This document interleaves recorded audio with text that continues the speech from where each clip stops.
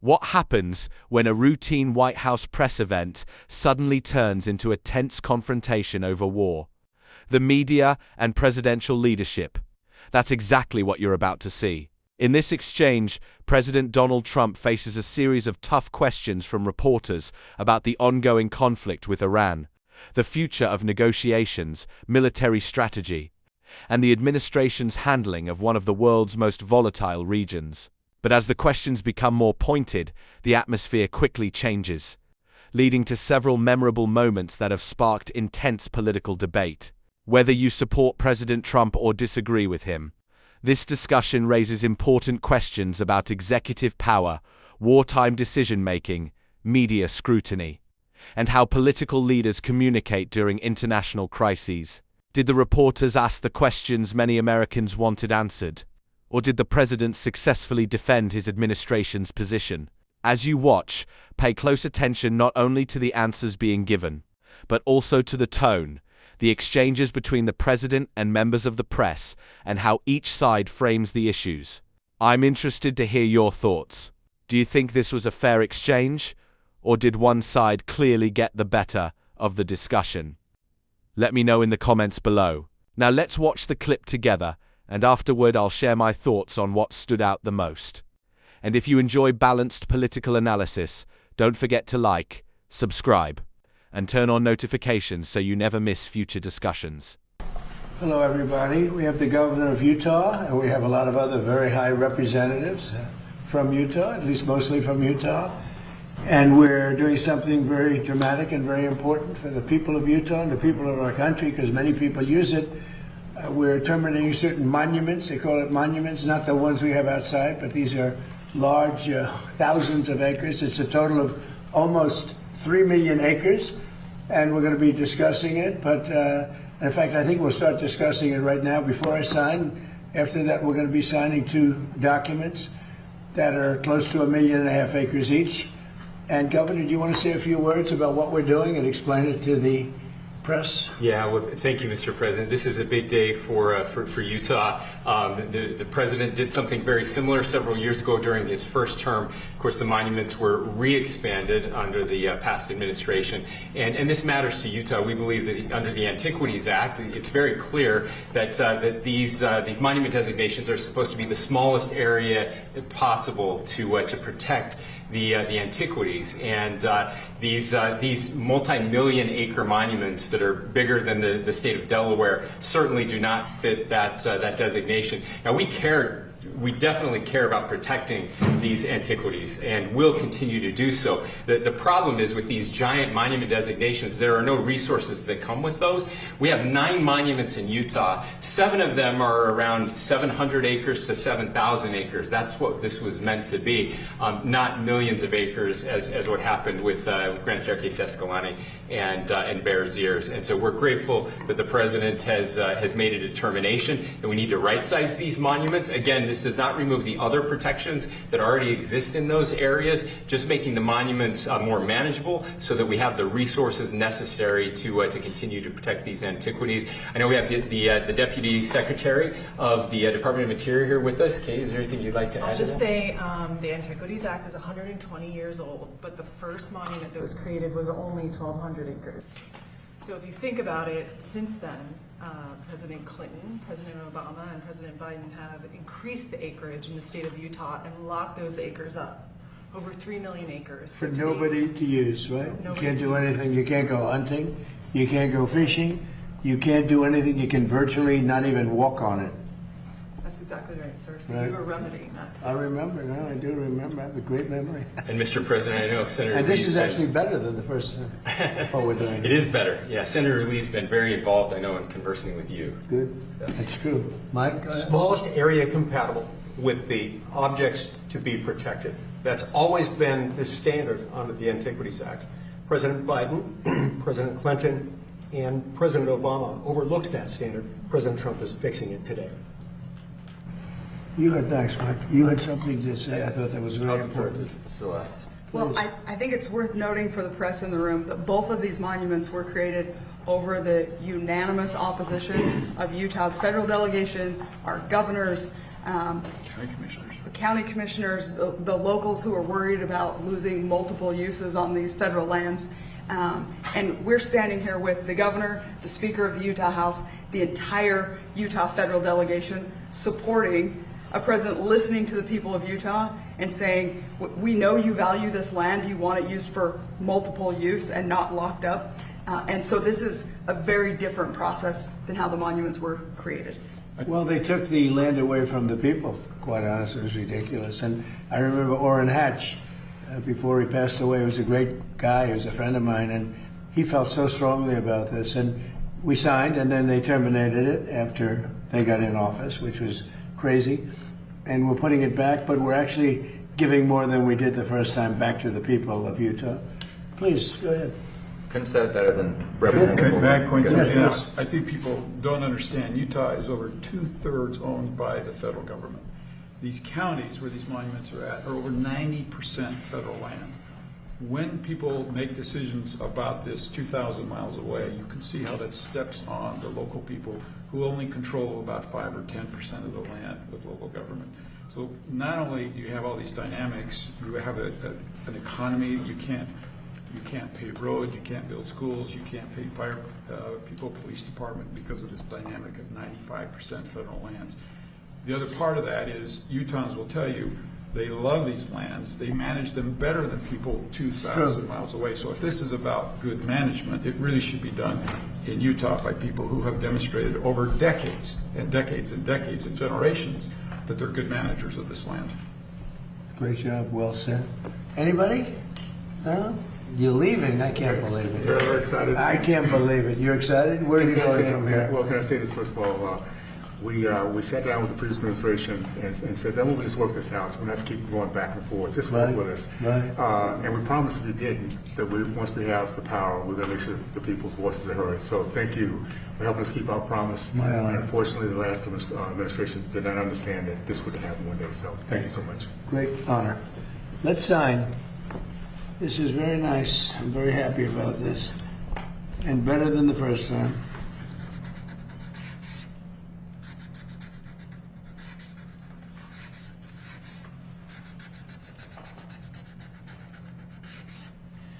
Okay, here's number one.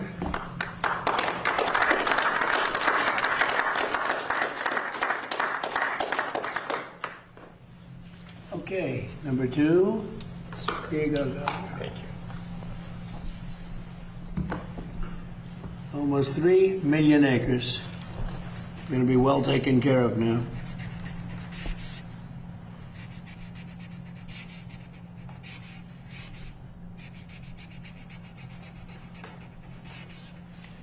Okay. Penn, who should I give this to? Maybe the governor's representative, right? And Mike, how about taking one, right? Thank you. So we've done something that was, I think, very desperately needed. It was very unfair to the people of Utah. And now fairness has been brought back. It's going to be better taken care of. And they'll be able to use it a little bit. So there's something very nice about that. Okay. Thank you, Mr. President. Thank you.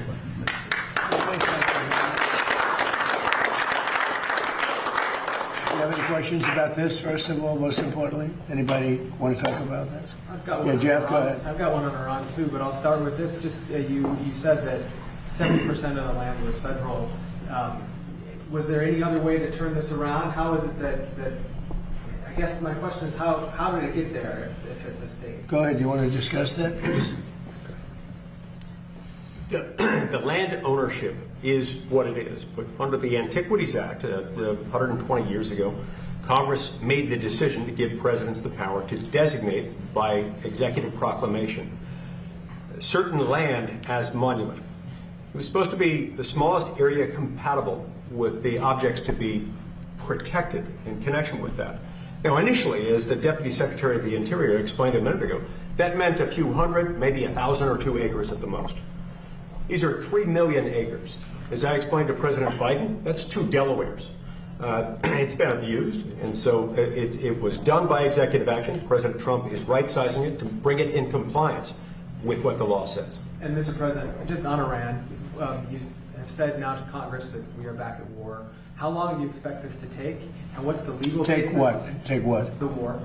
Well, I think it's going very fast. We've demolished their military. We're hitting them very hard. We had a deal yesterday or the day before yesterday. It was all done. And then they broke up that deal immediately because they found out there was something in the deal they didn't like.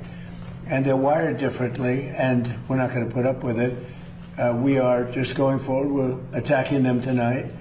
We're taking out all of their capability for anything having to do with the Strait, with the Hormuz Strait. And I think in the end, we will end up just controlling the whole thing. And what they're doing is being very foolish, very stupid, and they've treated people horribly. They've killed 52,000 protesters so far that we can determine. It might be more than that, but 52,000 protesters have been killed, and it's really a terrible situation. But we'll have it under control very quickly. You mentioned that you're going to... Please. You mentioned... Wait, please. Hold on one second. Wait, Jeff. I'm sorry, I was Be going nice. to ask the Be follow-up. nice, Jeff. Go ahead, please. Thank you, Mr. President. Have to teach him to be nice. Thank you, Mr. President. On your presidency, so a lot of us here actually witnessed a miracle 2 years ago today as we were on the ground covering your rally in Butler, Pennsylvania. Right. You said a lot of times that you believe that God has saved your life. Has there been a moment throughout your presidency so far where you thought, this is why God kept you here? Well, we're doing a lot. You know, we have a country that I use the expression "Make America Great Again," and we've done far more than anyone thought possible, including maybe even me. We've done things that are unreal. At $19.2 trillion, the money being invested in our country is more than any country has ever had by many times. We have trillions of dollars coming in because of the tariffs and the proper use of tariffs, because of all of the things. I think because of the election. November 5th was a very important day. When you look at the military, we have the strongest military in the world. We rebuilt it largely during my first term, and we have recruitment now. We're setting records in recruitment. We had, if you go back to the campaign when I used to talk about it, the last administration, they couldn't recruit soldiers. We needed soldiers in every single branch of our military, and that included police and firemen. Nobody wanted to do anything having to do with the uniform in this country because they weren't proud of the country. And now the people are very, very proud to be an American. Our country is doing phenomenally well. We're respected all over the world. If I go, no matter where I go, we just got back from NATO, and I think you saw the response. It was like a very beautiful thing, actually. It was a total response, totally positive response.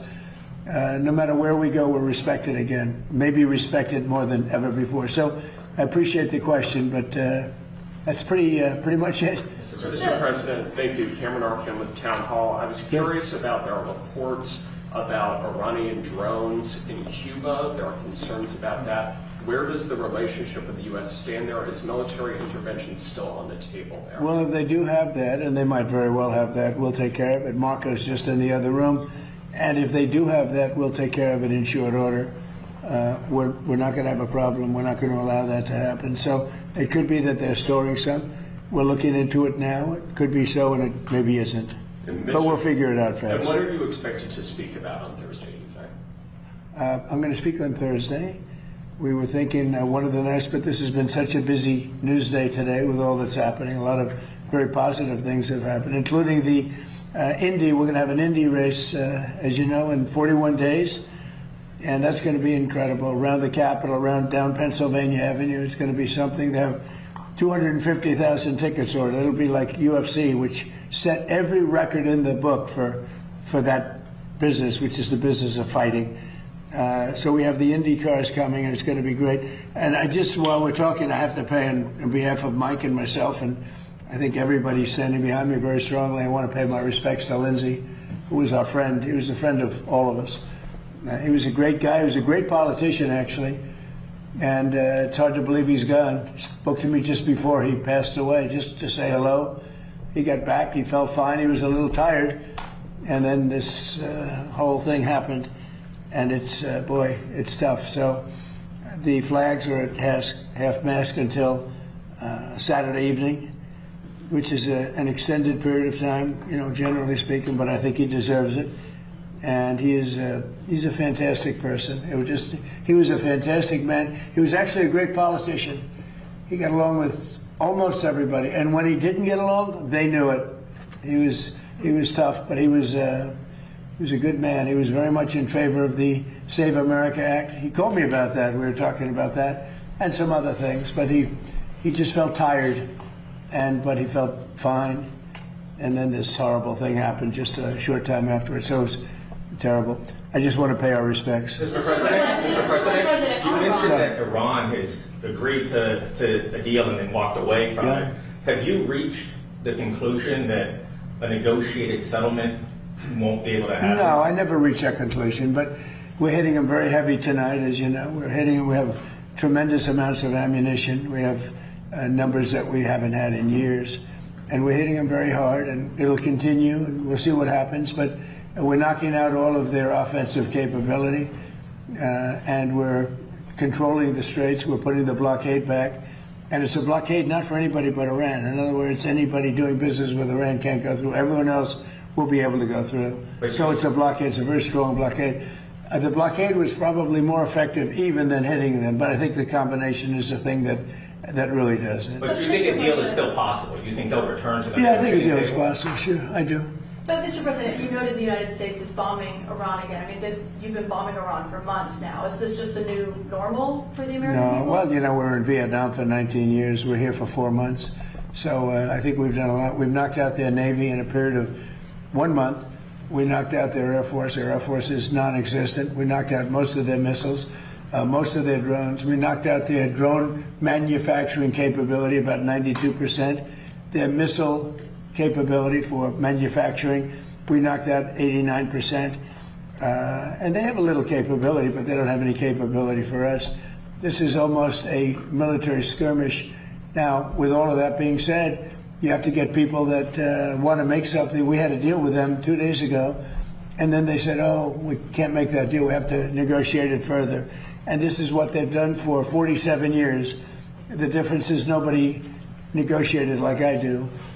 And this should have been done by Bush and Obama and Biden and people before them, frankly. It's 47 years they've been ripping off everybody and really hurting and killing thousands of people.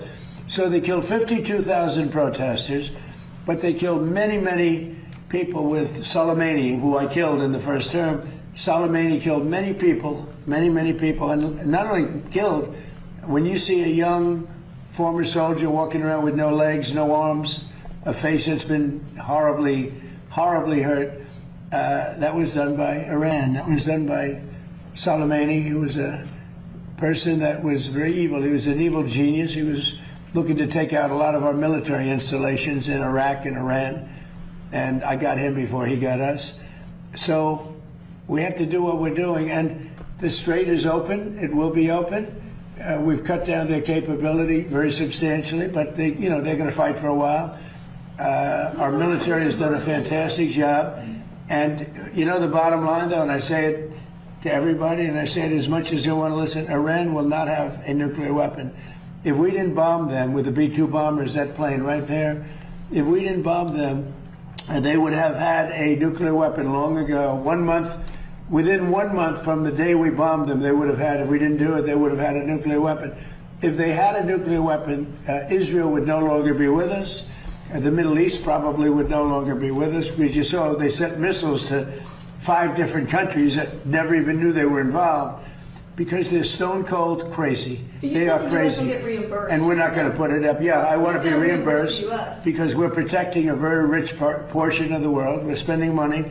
And so what we've done is we are going to be reimbursed for protection. We're protecting by the countries that we're helping. For instance, you look at the 5 countries. You have Saudi Arabia, you have UAE, you have Qatar, or Qatar as I always say, you have Qatar, Bahrain, and by the way, you have others. You have Kuwait, and you have others, and they will do very well.